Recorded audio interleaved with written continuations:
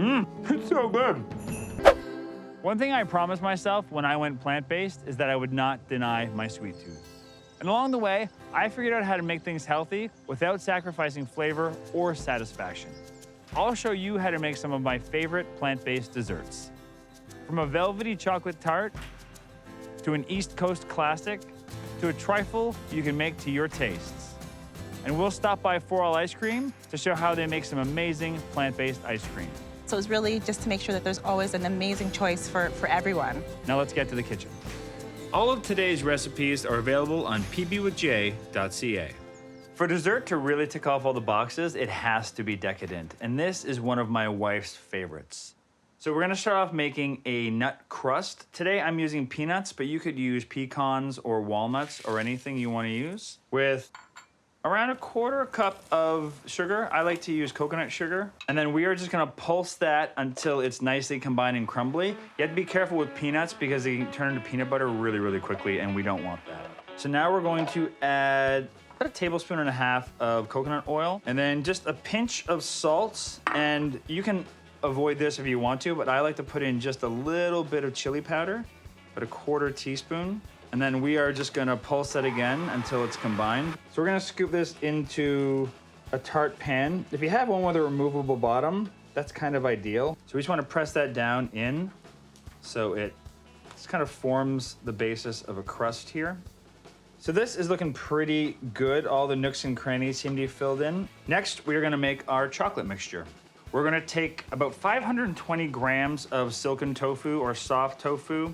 We're gonna put that into our food processor. We're gonna add just like a pinch of salt and a teaspoon or a capful of vanilla. Whir that up. So we're gonna wanna mix this just until it's nice and smooth and combined. All right, that's looking good. Next, we are gonna add in about 2 cups of melted chocolate chips. All I did was just put 2 cups of chocolate chips into this bowl, put it in the microwave in 30-second increments, and just kept on stirring it until it was nice and smooth. So after we pour in that chocolate, we're just gonna mix it all together. Scrape down the sides if you need to as you're going along. That's looking pretty awesome. Okay, next, we're gonna pour this into our pie shell. We are gonna put this into the fridge or freezer for at least 20 minutes to an hour. So this has been in the freezer for about an hour or 2, and now is the moment of truth. I don't know if this is gonna pop out nicely. I've got a false bottom pie tart. Let's see. It worked!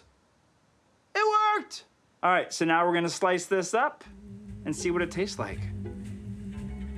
So there's the chocolate tart. Put a little raspberry on it because it's pretty. And also, I like raspberries. It's so creamy and delicious. The peanut gives it a really nice flavor as well. And it's got that little chili powder, just to let you know it's there. This is the reason my wife still loves me after all those years. Now I'm gonna walk you through a crowd-pleasing dessert that you can make in literally 5 minutes. I call it apple pie in a pan a la mode. If you've got a frying pan and a high-speed blender and all of this stuff, you can make it. Pay attention, this is gonna happen fast. You're gonna thinly slice 3 medium apples. Then you're gonna heat up your frying pan and put on about 1/4 cup of water. Add 1/4 cup of currants or raisins, spread out your apple slices, and sprinkle the cinnamon on top. Then you're gonna put a lid on top because you wanna steam those apples. While that's happening, you're gonna race over to your high-speed blender. You're gonna put in 10 to 12 kernels of macadamia nuts, 2 large frozen bananas, and a teaspoon of vanilla. Crank the blender on the high speed and mash it down until everything starts to churn around really nicely and create a really smooth and creamy mixture. By the time the banana cream mixture is ready to go, the apples will be done. Scoop those into 3 or 4 serving bowls and then top it with a dollop of that banana cream. And there it is, apple pie in a pan a la mode. Sometimes we have fun at my house and we just set a stopwatch to see how fast we can make this thing. I will often add nuts as well to the frying pan. About 1/4 cup is nice. Just crumple it up and throw it in when you throw in the currants. Let's get a nice little bite of everything. It is such a simple, amazing, fast dessert. The apples have softened up really, really nicely. The cinnamon adds this really, really flavorful bite, and the little creamy bananas It just brings it all together and it cools it down and kind of melts. It almost makes a bit of a sauce, which is not a bad thing. I love it. I love it so much. Here's a frozen treat that takes a while to set, but it comes together really quickly. Frozen Fudge Pops. So what we're gonna do is take a can of full-fat coconut milk, a half a cup of cocoa powder, a quarter cup of maple syrup, a pinch of salt, and a cap full of vanilla, roughly 1 teaspoon. And then we are gonna blend that all together. So now, we're gonna pour this into the molds. Leave a little bit of room at the top because they will expand a bit in the freezer. These filled about 4 to 6 molds, depending on the size of your molds. And if you have more liquid than you have molds, just put them into ice cube trays. We're gonna freeze these for at least 4 hours, up to overnight, and then we're gonna pop them out. The frozen fudge bar is ready. Oh! It smells like my childhood. Oh my goodness, it's so creamy. Oh, that is so good. It's creamy, it's firm, but it melts in my mouth. It's got this flavor that's somewhere between like a chocolate milkshake and cold hot chocolate, if that makes any sense. This is so delicious. You can have a lot of fun with different molds and shapes. Put it into little ice cube trays or those silicone chocolate molds. 5-year-old Jeremy is very happy. And now I'm off to 4 All Ice Cream, located in downtown Waterloo, Ontario. Founded in 2016 by Joe Aminta, the company makes as much as 2,000 liters and 16 flavors of its small batch ice cream each week. And 4 All has a very specific mandate. We say we're natural, we're local, and we're mindful. So natural meaning that we're gonna make our product with real food. Local meaning that we're gonna source from this region. And then mindful is simply just paying attention to what people need and what people want, making sure that there's always a great choice. Her ice cream travels as far as Stratford and Oshawa. Which is pretty wild. I thought it was gonna be a 2-person company with, you know, a bit of a reach in Kitchener-Waterloo. Both the name 4 All, as well as her 4 categories of ice cream, were inspired by her family. My husband is classic. He wants ice cream he's heard of. He doesn't want weird flavors. I definitely want the foodie flavors, something that maybe works in another form, but would be a great interpretation in ice cream. Nostalgia or childhood is for my youngest, who just, she wants something fun. Have a daughter who can't have dairy at all, so it's really just to make sure that there's always an amazing choice for everyone. Ajoa uses her background as a chemical engineer to create her delicious plant-based ice cream using the basic science of all ice cream. I had the opportunity to go to Ice Cream University. It's a real thing. It's a food science course at the University of Guelph. And there they really taught the science behind what is ice cream, like what properties does it have to have. Once I understood the science, it was kind of realizing that it didn't matter if it came from milk, it could come from plants. At her ice cream factory, production manager Sarah Salmond lives by the clock to make sure each batch comes out perfectly.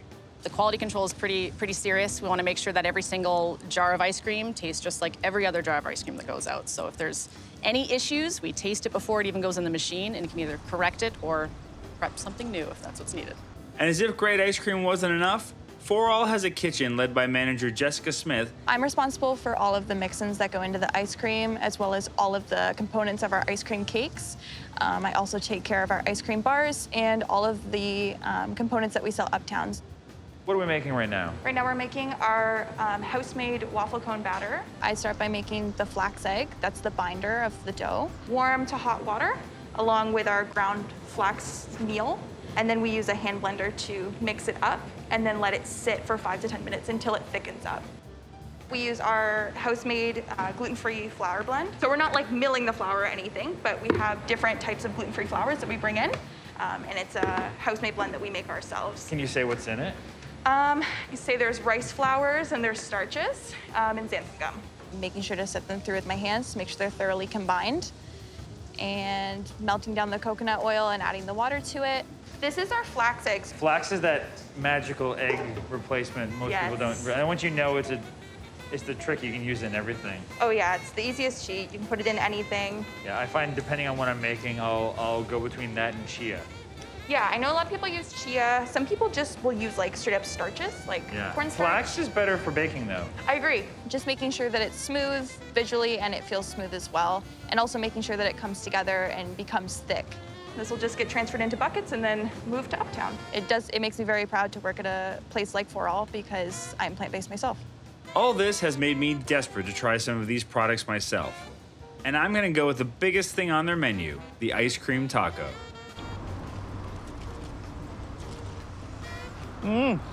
It's just full of flavor. That is so good. It's crispy. You can taste that cinnamon. It's not overly sugary. It's delicious. Smash this into your face. Now that I've had my fill of ice cream, it's back to my farm to make some more plant-based desserts of my own. This is one of my favorite rustic desserts. Depending where you're from in North America, they either call it a slump or a grunt. Either way, it's a Depression-era dessert. It was made for one of those things that you can just use whatever you got on hand and make something delicious. So I'm making a double batch, but normally what you would do is you would take 4 cups of whatever fruit you have. You can use fresh or frozen, use something seasonal. So here we have a mix of berries and peaches in here. We are gonna add a half a cup of water,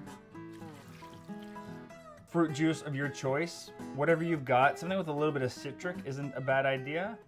I believe this is like an apple pomegranate blend, 1/8 of a cup of maple syrup. We are just gonna stir that all around just to give it a good, nice mixture. And then we are going to plop that onto the stove. So now we're gonna make our cake mixture. We're gonna mix all of our dry ingredients together first.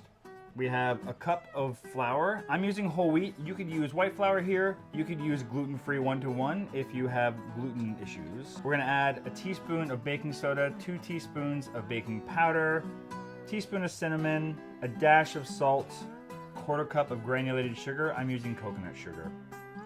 So just give that a mix together so everything is nice and combined. And then we are going to add our wet ingredients together. So we have, for a regular amount would be a half a cup of plant milk. I'm using oat, a tablespoon and a half of applesauce. So we're using applesauce here as part of our binder to help everything kind of stick together instead of using an egg. About a teaspoon of vanilla, and then we're just gonna mix that together really, really quickly.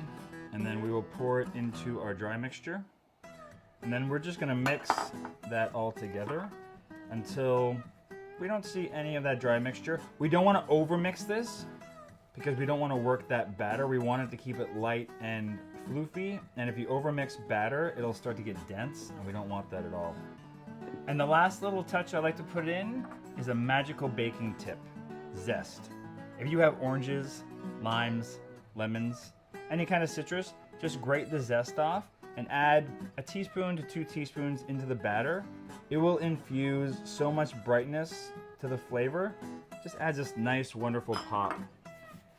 Just mix it all around so it's incorporated throughout everything. Your mouth will thank me. Now all we're gonna do is plop this onto our boiling fruit. We're gonna put the lid on, and it's gonna steam the batter and cook it at the same time and infuse all of those flavors from the fruit into the batter. We're gonna steam that for about 25 minutes, and then we're gonna turn the heat off and let it sit for at least 10 to 15 minutes, but you can let it sit as long as you want and cool down. So this has now been sitting for about 15-20 minutes, and as you can see, the whole thing is just poofed up. It almost looks like a little brain. I mean, it's not the prettiest dessert, but it is gonna taste amazing. Even the color is fascinating because it's not that kind of brownish, light brown color that was in there before. You can see how it's taken on the colors of the fruit that have been steaming inside of it. And the best way to scoop this is just a big scoop, get down in there so that you get some of the fruit, some of the cake bit, and then just pop it into a bowl. You can serve this with some plant-based ice cream or just have it on its own. Ready?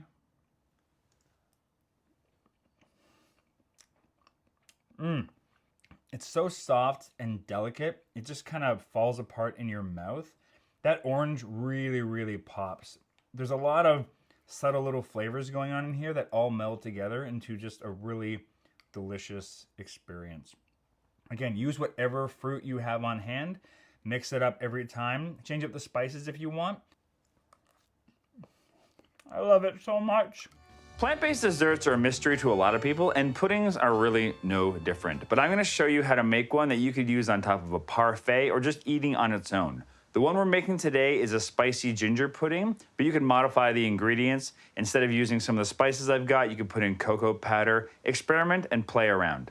So we're gonna start with a base of firm tofu. We're gonna use about 12 ounces, 1/3 of a cup of maple syrup, 2 teaspoons of ginger powder, a tablespoon of grated ginger, as well as 2 teaspoons of grated orange zest. And then we're just gonna add a pinch of salt and a splash of vanilla. And then we are gonna crank this on high until it's all blended together nicely. All right, that should do it. Let's give it a little taste and see how it is. Oh, that's magic in my mouth. I'm so excited, I don't even have words. The ginger isn't too intense, but the orange and it just balanced together beautifully. You could serve this over fruit as part of a parfait, but we're gonna come back later on in the episode and I'll show you what I'm gonna use it for. So now I'm gonna show you how we're gonna create this really epic, delicious dessert that looks complicated, but it's super simple. It's a trifle. The first thing we're gonna do is make a cake. So the first thing we're gonna do is we're gonna whisk together all of our dry ingredients. So we put in 1 cup of flour. I'm using whole wheat. So now we're gonna add in some baking powder, baking soda, and salt, as well as just short of a 1/2 cup of coconut sugar and just shy of 1/2 cup of cocoa powder. So that is nicely combined. Now we're gonna add in all of our wet ingredients together. I added a 1/2 tablespoon of apple cider vinegar to some plant milk. I'm using oat here, and that makes it curdle, so it creates a bit of a buttermilk. Some applesauce. This is in place of the oil, a 1.5 teaspoons of vanilla. And then we are gonna stir that all together. Now we're gonna mix in our wet ingredients to our dry ingredients. So now we're gonna add the magic ingredient that keeps this cake really moist. Boiling water. You don't wanna add this until everything else is combined, and you wanna add it in slowly. Stir a little bit, keep on going. This is what's gonna keep it really moist and delicious as it's baking in the pan. So use a circular 9-inch cake pan. I've got a silicone one here. If you've got a metal one, make sure you grease it somehow before you go. We're gonna smack it. That gets the air bubbles out of it. And now we're gonna bake it in the oven at 350 degrees Fahrenheit for 30 to 35 minutes. When it's done, take a toothpick, stick it in, and see if it comes out clean. If it does, let it rest for about 10 minutes inside the pan, and then transfer it to a cooling rack until it's completely cooled. Our cake is cooling, and we're almost ready to assemble the trifle. But first, I wanna make the top layer, which is whipped cream. Now you're asking, how do I make whipped cream plant-based? The magic ingredient? Aquafaba. What's Aquafaba? Chickpea juice. If you make your own chickpeas using dried beans, you can just cook it down and then get it to about this opacity. You want it to be cold before we start making the whipped cream. What we're gonna do is pour this into the mixer and crank it on high and add the 1/2 teaspoon of cream of tartar. Let that go until it's semi-opaque. We're gonna bring down the speed and mix in a tablespoon of maple syrup at a time and bring it back up for about a minute. Go back and forth doing that until it's the right level of sweetness for you. If you don't wanna use maple syrup, you could also use icing sugar for this. Keep doing this until stiff peaks have formed inside of the whipped cream. And then you're gonna wanna add in a teaspoon of vanilla and a splash of lemon and any other flavor mix-ins or extracts you wanna use. Mix it for about another 3 minutes. The beauty of this stuff is you can't over-mix it like you do with egg whites. Look at how the peak doesn't move. That is when you know it is ready. Now we're gonna assemble our trifle. So trifles are based on 5 different layers: base, cream, fruit, sauce, garnish. So what we're gonna use for the base is this chocolate cake we made earlier. I've cut it into triangles to make it pretty.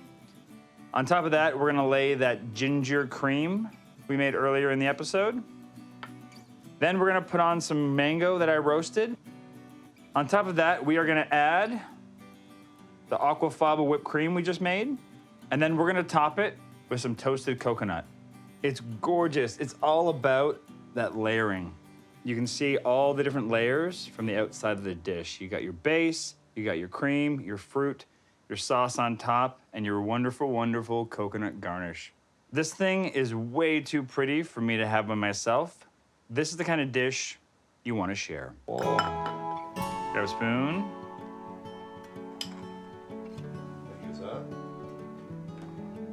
Ready to do it. There you